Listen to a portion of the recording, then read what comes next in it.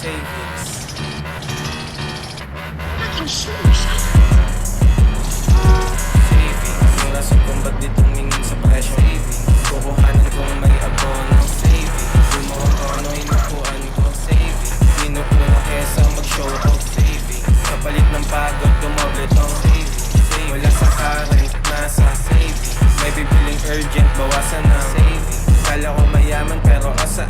Savings, savings. Paano gagaling kung kulang ko sa training? Buhay ko, bili ko lang ngayon yung taping. Busy sa akin, busy na pang gaming. LSD, milyonaryo in the making. O diba, iba din.